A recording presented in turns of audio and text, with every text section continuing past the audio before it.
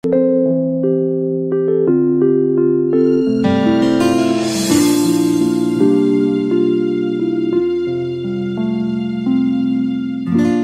이거 강의 말씀을 들었어요. 근데 처음에는 제가 할 수 있겠나 생각도 했는데 이 분야는 조금 이제 의료하고 관련이 깊습니다. 그래서 저는 이제 의료 쪽에 전문가는 아니고 그냥 생명대학원에서 공부를 좀 하긴 했는데 그렇게 공부를 열심히 한 것도 아니고 또 뭐 약은 약사에게 진료는 의사에게 이런 것도 있지 않습니까? 그래서 지금 이 분야에서 계속해서 공부를 하고 계시고 또 실제 현장 경험이 많기 때문에 우리 김영숙 선생님은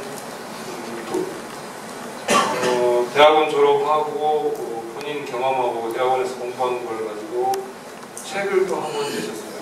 도시에서 죽는다는 것이라는 책을 냈는데 그 책 자체도 지금 이런 문제하고 굉장히 관련이 깊은 이야기입니다. 그래서 나중에 혹시 기회가 되시면 그 책도 보시면 도움이 되실 것 같고요. 그래서 오늘 강의는 우리 이제 클라라 장님께서 해주실 겁니다. 의학서의 전문가는 아니고요. 제가 사실 굉장히 어려운 자리인데 선뜻 하겠다고 했던 거는 아까 말씀하셨듯이 제가 중환자실에서만 19년 근무했었거든요. 그래서 한 달에 한 중환자실에서 돌아가시는 분이 제가 있던 정도에 최소 한 6, 7명 정도 되고 그러니까 19년 정도 되면 1000여 명이 넘는 환자분들 마지막을 제가 직간접적으로 관여를 했는데 거기서 돌아가시는 분들 대부분의 죽음이 굉장히 가슴 아프고 저는 일할 때는 별로 선택의 여지가 없는 거였다고 생각을 해서 최선을 다했다고 생각했는데 굉장히 저한테도 제의식으로 남아있고 그래서 사실 연명의료와 관련돼서 다른 결정을 하거나 혹은 생각을 해볼 기회가 있다고 있는 자리면 제가 그분들한테 쉽지 않은 마음으로 다른 분들한테 이야기를 하고 싶어서 이제 다닙니다. 그래서 사전의료 의학서에 대해서 제가 전문적으로 이야기한다기보다 중환자실에서 이루어지는 연명의료가 왜 문제가 있는지 그들을 중심으로 제 그냥 경험담을 편하게 말씀드리도록 하겠습니다. 이 앞의 자료들은 지금 현재 그 조선일보가 일간지에서 한국인의 마지막 10년 해서 연재하고 있는 자료 중에 일부를 가져왔습니다.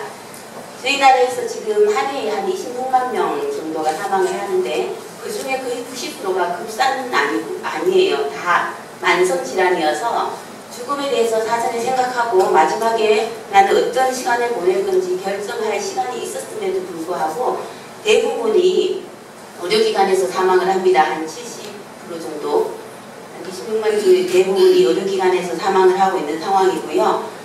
그래서 보면 실제로 그 한국인의 그 만성질환 중에서도 저희 사망 원인 1위가 암인데 암이 대표적으로 예측이 가능한 마지막 예측이 가능한 질환인데도 불구하고 암 환자의 한 30% 정도는 끝까지 연명의료를 하다가 돌아가시고요. 그 중에 마지막 상당 기간을 중환자실에서 입원해서 기도삽관이나 인공호흡기 같은 연명장치를 끌고 가지고 있다가 사망을 합니다.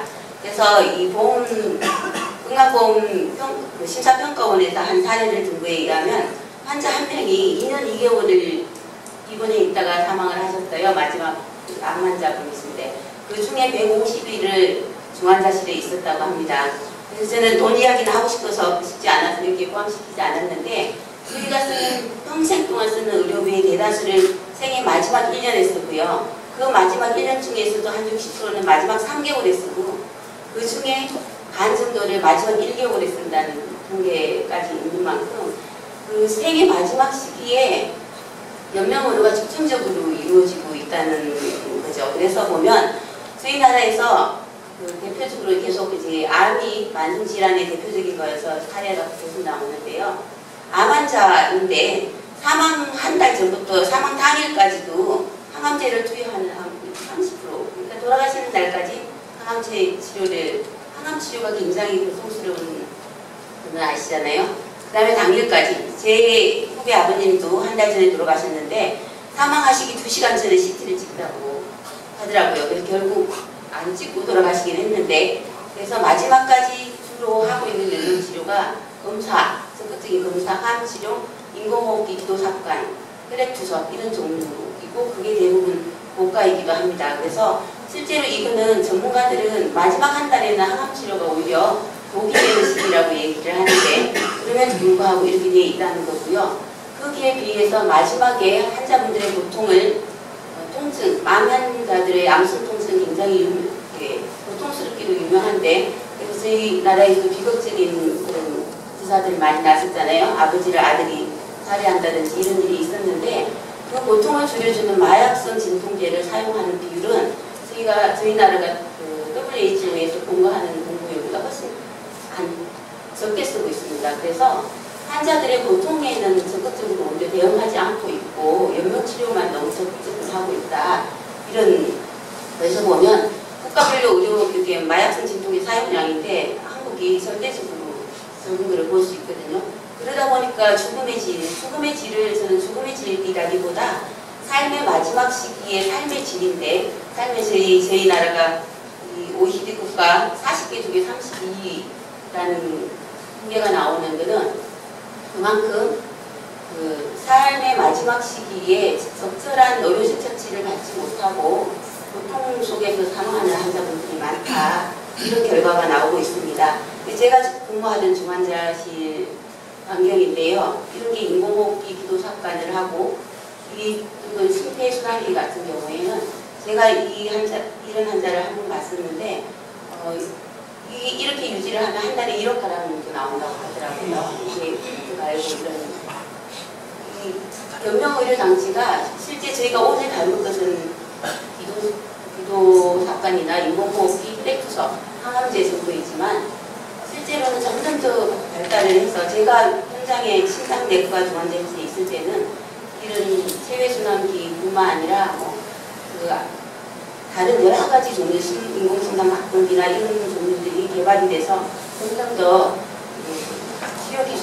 치료 기술이라기보다 연명 장치들이 많아지고 있는 상태이고 비용도 비싸지고 그러고 있는 상태입니다.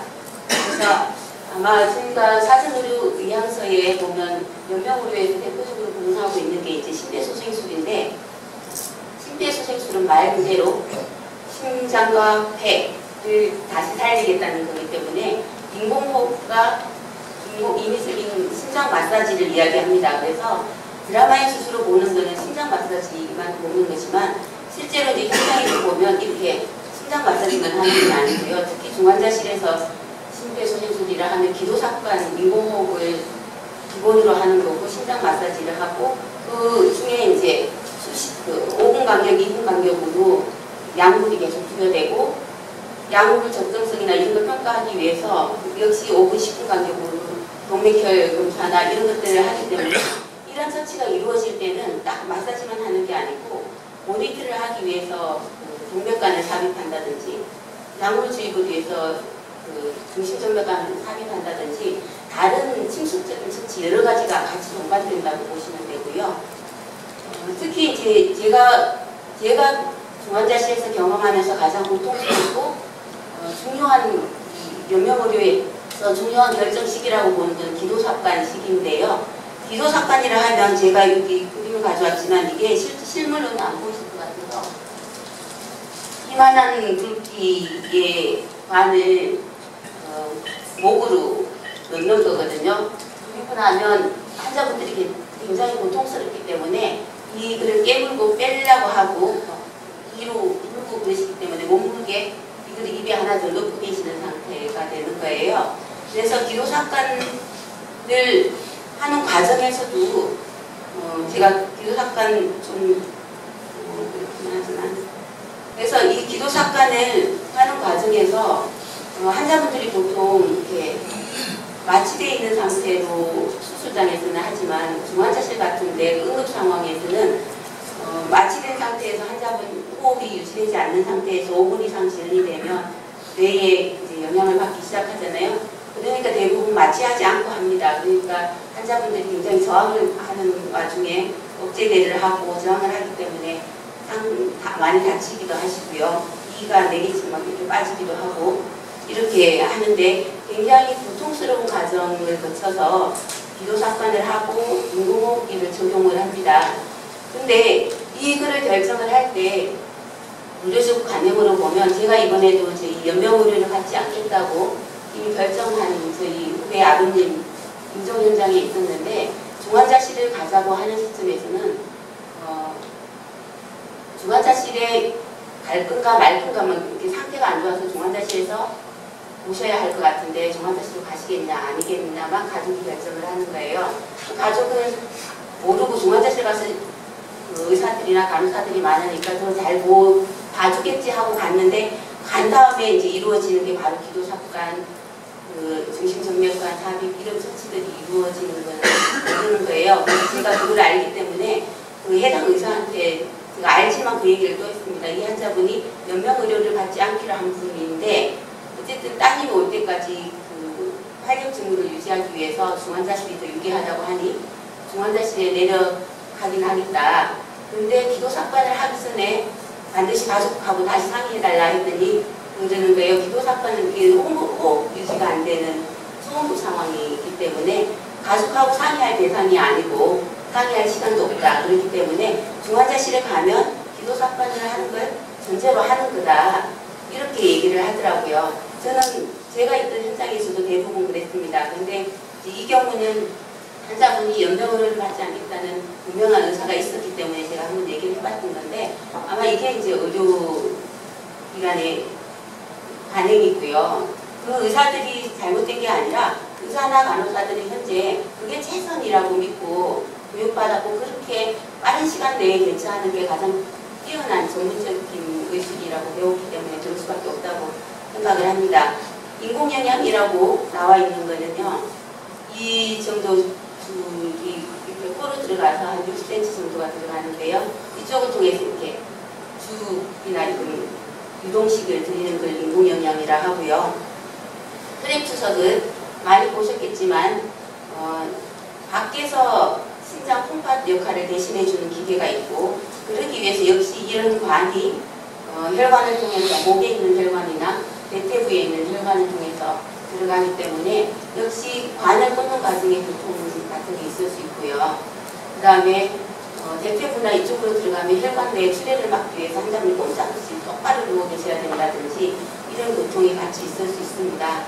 그래서 제가 이제 보면서 중환자실에선 이런 게 아주 기본적인 저희는 이 인공호흡, 기도삽관, 인공호흡기, 중심정맥관, 동맥관은 기본 세팅이라고 그래요. 그 인공영양을 위한 추구까지를 기본적으로 다수 이루어지는데 급성기 환자, 회복을 위해서 하는 환자분들은 충분히 겪을 만한 고통이고 가치가 있다고 저도 생각을 합니다. 근데 제가 중환자실에서 사용하는 환자분 대부분은 그 시기가 어떻게 보면 단지 마지막 삶의 기회였는데 그 기회를 뺏은 것일 수도 있겠다는 생각을 갖게 하는 사례들이 많았습니다. 그래서 연명의료에 대해서 다시 한번 생각을 해보게 했는데요. 제가 만난 환자분 중에 실제로 제가 하고 있는 일에 바람직한가 하는 생각을 하게 했던 환자는 보아로 잘하셔가지고 부인과 직사별하고 중고등학생 남매를 키우는 50대 남편이었는데 이분이 신부전으로 입원해서 기도삽관을 하고 삽관을 하고 나서 환자분이 물질을 채신 것 같아요. 다시 빼지 못할 거라는 걸 아시는지 계속 그 침대에 묶어놓은 손을 계속 치면서 뭔가 의사 표현을 할 게 있다고 그러시면서 종이를 갖다 드렸는데 이미 너무 기운도 없으시고 진정제 중에는 근육이완제도 있기 때문에 약이 들어가고 그래서 근육을 못 쓰시더라고요. 그분이 마지막까지 오른손 손가락을 따닥따닥 하시다가 돌아가셨어요. 그러니까 그 남매한테 저는 하실 얘기가 있었다고 생각을 하거든요. 근데 그런 기회를 이제 가질 수 없다는 거고요. 또 하나는 가족들의 입장에서도 이 환자분의 고통을 지켜보는 게 제가 아까 중환자실 병원을 가지고 제 진행을 보고 나서 한 분 독자분한테 전화를 받았는데 어머니의 마지막 두 주를 지켜보고 지금 어머니 돌아가신 지 6개월 이상 지났는데 아직도 그 악몽에서 벗어나지 못하고 되었기 때문에 자기가 자살 충동이나 또는 그 기도삽관을 자기하고 상의하지 않고 했던 그 대학병원 의사를 찾아내 죽이고 싶다 막 이런 것 때문에 일상생활로 돌아가지 못한다고 얘기를 하시더라고요. 그분이 어머님이 그 의식이 있는 중에 본인은 이게 그게 그런 의미인지 몰랐다고 생각을 하는 거예요. 상태가 나빠져서 중환자실 입실이 필요하다 하니까 중환자실 입실 동의서를 6남매가 있는데 본인이 쓴 거예요. 따님이. 그랬는데 나중에 내려가 보니 기도사건 돼 있고 환자분이 너무 고통스러워하면서 계속 물어뜯고 이러셨나 봐요. 이거를 빼려고. 그러니까 좀 묶여있고 이런 과정을 한 2주 정도 겪고서 돌아가셨어요. 이 가족들이, 남아있는 가족들이 그 광경을 잊을 수가 없는 거죠. 어머니 인생하고 내 인생을 그 마지막 2주가 다 망쳐버렸다. 나는 그런 게 중환자실 입실 공기가 그런 건지 몰랐다. 이렇게 하시면서 하소연을 하시더라고요.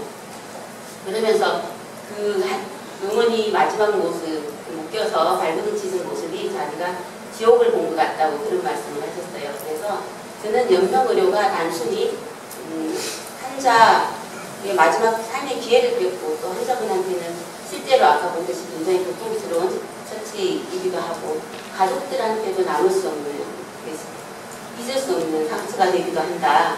그런데도 불구하고 왜 이런 문제가 계속 생기나 이런 생각을 해보면요. 제가 병원에서 특히 중환자실에서 환자분들이 의식이 있는 경우에도 의사결정을 할 때 환자분이 참여하지 않았습니다. 대부분. 수술 동의서 이런 거 할 때 환자분은 침대에 몰입하면서 대부분 누워 계시고 가족들 중심으로 의사결정이 이루어지고요. 그래서 그 다음에 의사결정을 할 때 이게 전체적으로 기도사건을 해야 된다거나 할 때 이 수술이 어떤 의미를 가지는가 이거를 하면 돌이킬 수 없다는 거라든지 기도사건이 아주 간단한 시술이나 주사 하나 맞는 것처럼 생각하는 경우도 있는 거예요. 그 의미를 알지 못하고 의사결정을 하는 거죠. 그래서 아주 지금 호흡이 유지가 안 되니까 인공호흡기를 해야 됩니다. 인공호흡기 하시겠습니까? 말겠습니까? 하면 가족들이 안 할 수가 없는 거예요. 이거 안 하면 돌아가시면 되는데 그래서 제 생각에는 지금 현재의 그 의사결정 방식이 바뀌지 않으면 이 환자분들의 마지막이 별로 개선될 여지가 별로 없겠다. 이 처음에는 저도 이제 의료진의 문제라고 해서 생각해서 의료진 내부에서도 이런 생각들을 좀 해봤어요. 한 할아버지께서 입원을 하셨는데 말기암 상태여서 벌써 저희 병원에 2차례 입원을 한 다음에 중환자실에 입원을 하셨는데 가족들만 보면 특히 장남하고 부인을 보면 붙잡을 수 없이 이성을 잃으면서 화를 내시면서 안 보시려고 하는 거예요. 집어던지고 막 이러시면서 알고 봤더니 할아버지께서는 당신이 말기암 상태인 걸 모르셨어요. 그런데 병원에 집에 있는 동안에 부인하고 큰 아드님이 장치를, 묘지를 알아보시고 있다는 걸 할아버지께서 눈치를 채신 거예요. 그 할아버지 입장에서는 당신 지금 병으로 잘 치료받고 퇴원했는데 아들과 부인이 내가 살기를 원하지 않는다 이런 오해가 생기신 거예요. 그래서 내가 저한테 어떻게 했는데 배은망덕한 이런 분노를 가지고 계신 분인데 저희 중환자실에 마지막으로 입원하셨을 때는 환자분도 그때까지도 환자분은 자기 상태를 모르고 계시는 거예요. 그래서 암이 다시 재발했다고 머리가 아파서 오셨는데 악성 뇌종양이라 수술이 불가능한 상태인데 환자분이 너무 강력히 원하셔서 가족도 못 말리고 가족도 참아 말릴 수가 없어서 가족들이 의료진한테 사정을 해서 수술장에 들어가서 열어나 봐달라고 해서 수술장에 들어갔다가 그냥 나오신 적이 있어요. 그냥 나오셨는데 그 다음에 회식 시간에 보호자분한테 워낙에 화를 내니까 가족들이 밖에서 들어오지도 못하고 계시는데 수술 집도인은 나와서 가족들을 이제 먼저 면담을 해서 수술 상황에 대해서 자세히 설명을 하고 그 다음에 환자분한테 가셔서 다 잘 됐습니다. 이틀 동안은 중환자실에 계셔야 되니까 잘 드시고요.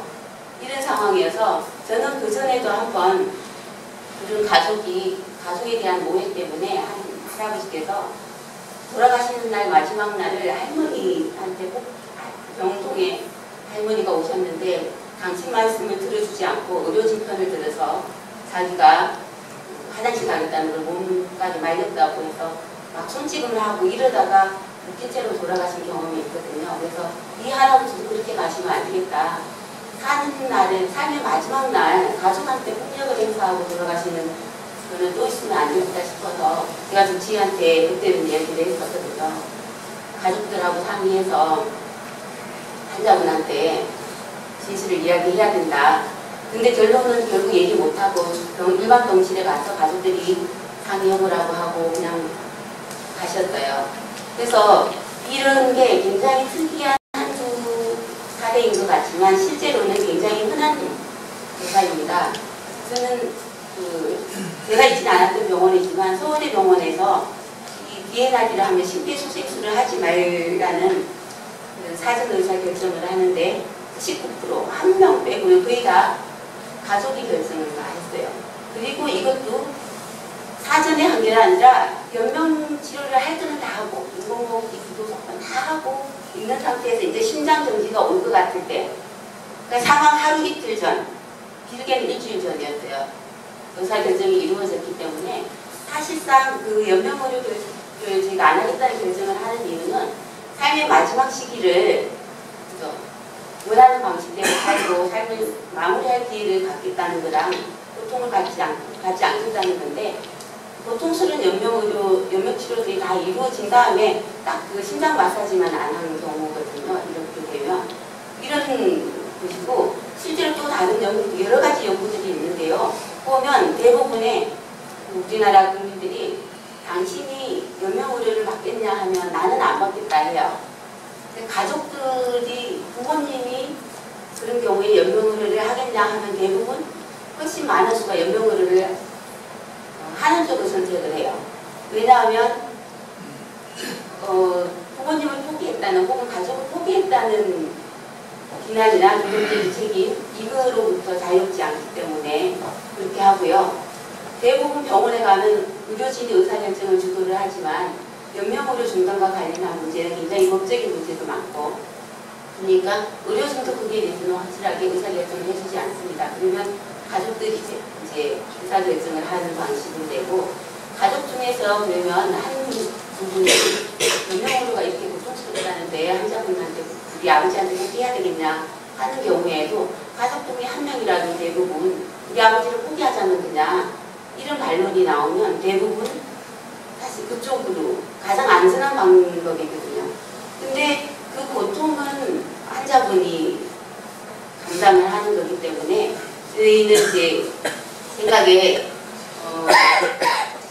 이거는 저희 일본에서도 유사한가 봐요. 분위기가 의사들이 가족들한테 이야기할 때는 상태에 대해서 정확하게 이야기하거나 부정적으로 이야기하고, 환자한테는 좋은 말로 상태가 더 좋다고 이야기를 한다는 통계 결과를 보여주고 있습니다. 이것도 마찬가지입니다. 의사도 82%가 나는 연명치료 안 받을 거다 하면서도 자기 환자나 부모한테는 시행한다는 다른 연구 결과가 역시 있습니다. 그래서 이런 상태에서 보통은 온전히 환자가 감당하고 사망하는 거다. 그런 점에서 이게 바람직하냐, 삶의 마지막 모습이 이런 방식으로 해서 이게 환자들의 죽음일 때랑 내 마지막 일에도 되나는 좀 제 느낌이 틀렸던 것 같아요. 그런 점에서 저는 이렇게 회복 가능성이 없는 말기 환자들한테 단지 생물학적인 죽음, 저는 생물학적인 죽음이라기보다 심장 박동이 멎는 것을 지연하는 그런 목적으로 취해지는 연명의료를 하는 게 바람직한가, 이런 게 이제 우리 사회에서 비말문이 사건이나 이런 것들도 문제가 좀 됐었고요. 그러면서 작년 7월 31일에 저희 가톨릭생명위원회에서 참석하고 있는 국가생명윤리 심의위원회에서 이제 나름대로 사회적 합의가 이루어진 게 연명의료에 대한 결정을 환자 본인 의사를 존중하면서 해야 되는 거 아니냐, 이런 게 좀 이루어진 것 같아요. 그러면 환자가 연명의료를 받겠다 안 받겠다 하는 의사결정을 어느 시점에 하고, 환자가 의식이 없을 때는 어떻게 확인할 거냐, 이런 게 이제 문제가 되잖아요. 그러면서 나온 게 연명의료 계획과 사전의료 의향서를 하자는 이야기가 나온 거예요. 그래서 사전의료 의향서는 뭐냐면 건강할 때 나중에 내가 이제 혹시 말기 상태가 되면 그때 어떤 의료를 받을지 미리 작성해 주는 거, 사전에 해주는 거고요. 근데 이거는 이제 그런 단점은 있습니다. 지금 내가 작성해놨지만 나중에 마음이 바뀔 수도 있고 그건 또 그때 가서 바꿀 수는 있지만 어쨌든 근데 염려오류가 어떤 순간에 예를 들어서 인공호흡이나 심폐소생술이 급성기에 건강하던 사람이 갑자기 병이 나서 왔을 때는 꼭 필요한 처치이지만 그 말기 환자들에는 연명의료고 이런 거잖아요. 그런 거를 전문인이 아닌 사람들이 어떻게 결정을 하겠냐 이제 이런 의견이 있으면서 연명의료 계획서는 폴스트라고 하는데요. 미국에서 하고 있는 건데 그 연명의료에 대해서 가족들하고 환자하고 해서 의사가 처방 형태로 내는 겁니다. 이분은 인공호흡기 하고 이거는 투석은 하지 말고 이런 거를 내는 두 가지 양식이 있는데 어쨌든 연명의료 계획서에도 라고 하더라도 환자의 사전에 결정해준 의사가 있으면 그거를 확인해서 의사가 연명의료 계획서랑 맞지 않는 게 있으면 조정하고 이러는 과정을 거쳐야 되기 때문에 삶의 마지막 시기를 어떻게 보낼지에 대해서 미리 생각해보고 의사표현을 해놓는 건 굉장히 중요하다 이런 생각이 들고요. 특히나 의료 관행상 특히 의료진은 법적인 책임으로부터 자유롭지 않기 때문에 굉장히 환자분이 의식이 없는 상태가 되면 환자의 의사를 존중할 가능성보다 나중에 문제가 됐을 때 문제 제기를 할 가족들을 더 의식을 하게 되거든요. 그런 점에서 저는 사전의료 의향서를 사전에 미리 작성하는 것도 중요하지만 내가 삶의 마지막 시기에 의료적 돌봄에 대해서 이런 생각을 가지고 있다는 것을 사전의료 의향서를 작성한 것을 가족들한테 공유함으로써 가족들이 나중에 나를 대신에 결정하게 될 때 내 의사를 존중해 줄 수 있도록 하는 게 좀 필요한 거 아닌가 이런 생각을 합니다. 그러면 사전의료 의향서 같은 거를 작성을 해서 연명의료를 받겠다 안 받겠다는 결정을 해놓으면 해결되는 거는 연명의료 그 자체 때문에 생기는 비용이나 환자의 고통 그걸 지켜봐야 하는 가족의 고통은 해결이 되지만 환자가 죽음을 예상하고 준비할 기회를 갖는 거 이거는 될 수도 있고 안 될 수도 있어요. 사전의료 의향서를 작성하면서 미리 본인이 잘 결정을 해서 애초에 그 급성기 의료기관을 이용하지 않고 호스피스 완화 의료나 이쪽에서 받아서 기도삭관이나 이런 거를 하지 않으면 괜찮은데 그렇지 않고 급성결합 질환으로 입원해서 기도삭관을 한 상태에 있다거나 그러다가 상태가 회복 불가능한 상태로 악화됐거나 이러면 이게 삶의 마지막 기회를 갖기는 또 어려운 점이 있는 거잖아요. 그런 점에서 연명의료 결정 사전의료 의향서를 써놓는 것만으로는 충분하지 않다. 그걸 가지고 가족들이나 다른 대리 결정자들하고 얘기를 충분히 해놓는 게 필요하고요. 또 하나는 저희가 연명의료를 안 받겠다고 하더라도 암 환자도 연명의료를 안 받으면 기도삭관이나 이런 고통은 안 받을 수 있지만 암 자체가 주는 통증이나 이런 고통은 여전히 남아있기 때문에 의료적 도움이 필요로 하잖아요. 그런 점에서 호스피스 완화 의료 기관이 우리나라에 충분히 있고 그런 걸 받을 수 있어야 된다 이런 생각이 듭니다. 대학병원이나 급성기 병원은 기본적으로 치료를 중심으로 하는 데 있기 때문에 연명의료를 받지 않은 환자들한테 대부분 더 이상 해줄 게 없습니다 하고 보내기 때문에 환자분들은 그 상태에서 이 고통을 그대로 가지고 방치될 위험이 상당히 많거든요. 근데 적절하게 그런 증상을 완화시켜주고 또 죽음으로 이르는 과정에서 필요한 도움들을 줄 수 있는 기관이 전제가 돼야만 연명의료 중단을 하거나 이랬을 때 우리가 애초에 삶의 마지막 시기를 사람들이 편안하고 행복하게 보내다가 죽음을 맞이할 수 있게 자연스럽게 죽음을 맞이할 수 있게 하겠다는 취지에 맞다는 생각이 들고요. 그래서 호스피스 완화 의료기관이 굉장히 많이 필요한데 저희 나라에서 한 2,500개 정도가 필요하대요. 지금 환자 사망하는 환자나 이런 걸 봤을 때 근데 한 지금 780개 병상수로 정도밖에 안 되는 상태고요. 한 30%도 안 되죠. 특히나 문제는 의료인들이 대학 과정에서 이런 연명의료 관련해서 호스피스 완화 의료 관련해서 제대로 교육을 받지 않기 때문에 지금 현장에 나가면 대학병원급에 가면 사실 저희가 이런 연명의료를 받지 않겠습니다 했을 때 제가 그 후배 아버님 했을 때 의사가 깜짝 놀라면서 네? 뭐라고요? 계속 연명의료가 무슨 말인지를 자체를 이해를 못하는 것 같더라고요. 3번 정도 물어보더라고요.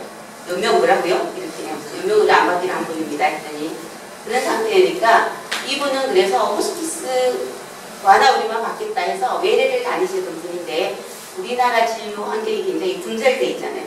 이분이 장폐색이 와서 연명의료를 안 받고 완화의료 받던 분인데 응급실을 방문할 일이 생기니까 응급실 소화기내과 의사가 또 따로 보니까 이 의사가 주치의가 된 의사결정을 하니까 처음부터 똑같이 그 급성기 치료받는 환자분들하고 동일한 방식으로 의사결정이 이루어지는 거예요.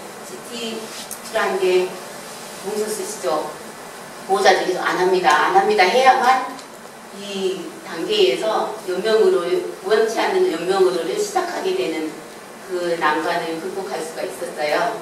그런 점에서 이런 의료기관이 호스피스 완화 의료기관이 확충되고 의료인들의 의식이 변화되고 그 다음에 삶의 마지막에 대해서 보호자들이나 환자분들이 편하게 의사들하고 얘기할 수 있는 이런 분위기가 되기 전까지는 아직 그 아는 사람들이 각자 알아서 그 의사결정할 시기에 조금 신경을 써야 된다. 그래서 이거는 제 의견은 아니고요. 그 서울대 병원 중형내과 의사 선생님이 중환자실에 입시해야 되는 상황이 되면 연명의료를 받지 않겠다는 의사를 가진 분이 이런 기준으로 하면 좋겠다 해서 기준을 제시해 주셨어요. 대부분 그는 달리 말하면 잠깐 갔다가 회복돼서 나올 상태가 아니면 가지 말라는 이야기인 거고요. 그러자면 상태에 대해서 환자분 상태에 대해서 의료진하고 충분히 이야기를 해야 되는데 의료진도 어느 시점에 맞춰서 지금 이게 연명의료가 아니다 이런 거를 결정해야 된다는 그런 멈추고 생각하는 시점이나 이런 게 없어요. 그냥 이렇게 쭉 가는데 중요한 시기가 제가 그냥 경험적으로 봤을 때 중환자실 입실 전후 이런 때가 되니까 그때는 한 번쯤 이것이 회복을 목적으로 하는 것인가 단순히 연명의료가 될 것인가를 한번 검토해 보는 게 좋지 않을까 이런 생각이 들고요. 그래서 연명의료를 받지 않고 이제 다른 대안으로 지금 말씀드리는 게 호스피스 완화의료인데 호스피스 완화의료를 실제로 받아본 분들이 경제적 부담과 가족의 부담을 감소하는 것뿐만 아니라 이런 효과가 있다는 이야기가 있고요. 하버드대 병원팀 그전에는 호스피스라 그러면 죽으러 가는 곳으로 생각하는 경우들이 많았어요. 근데 실제로 그 하버드대 병원팀에서 말기 폐암 환자를 상대로 대상으로 조사해 보니까 호스피스 케어를 일찍 선택한 환자들이 항암 치료를 끝까지 했던 경우보다 평균 2개월 정도 더 오래 살더라 하는 결과도 있어요. 그런 점에서 연명의료를 받지 않고 호스피스 완화 의료를 선택하는 것이 꼭 더 빨리 돌아갔습니다. 생물학적인 죽음 일망성 더 빨리 돌아갔습니다. 이런 거는 아니라는 걸 알았으면 좋겠다는 생각이 들고요. 제가 비교하기 좋아하는 이게 지금 호스피스 완화 운동에서 돌아가시기 직전 며칠 전에 환자분이 누워 계신 가족들하고 자원봉사 오신 분들하고 시간을 보내는 모습이고 이게 이제 제가 말씀드렸듯이 인공호흡기로 연명하고 있는 환자 모습입니다. 그래서 이게 제가 그 경험을 해보면 말기 환자라고 얘기한 분들도 가족들은 늘 수분이 갑작스럽다고 얘기해요. 중환자실에서 계신 분들도 사망하시다 보면 그래서 이렇게 빨리일지는 몰랐다고 말씀을 하시고 그래서 죽음이라고 하는 거가 늘 다친 사람한테는 급작스럽게인데 그리고 중환자실에 입실할 이후에 제가 돌아가신 분들 중환자실에서 TV에처럼 마지막에 요원하라고 돌아가신 분은 한 번도 못 봤습니다. 사실은 의사표현 할 기회나 없고요. 그래서 요원도 그렇고 평소에 하고 싶은 이야기도 제 생각에는 평소에 하는 거라는 생각이 들고 삶의 마지막 시기를 준비하는 것도 지금 건강할 때가 아닐까 이런 생각을 해봅니다. 제가 준비한 것 여기까지.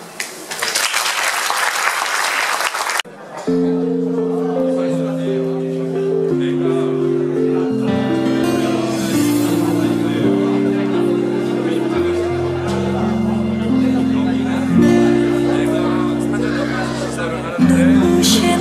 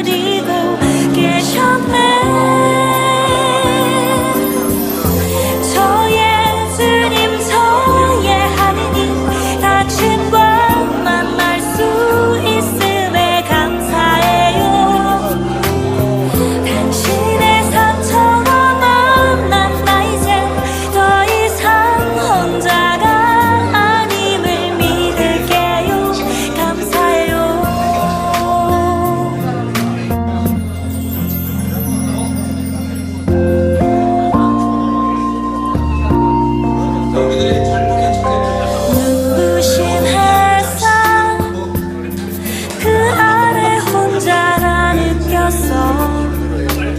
우리 어르신들은 조금 더 생각하고 피하고 싶은 현실에 숨고만 싶었지. 주님을 잊고 살아온 나 오랫동안 방황한 끝에 주님 만났던 다락방에 올라 문을 열었네. 언제부터였을까 가슴 저리며 나를 기다리셨던 주님 여전히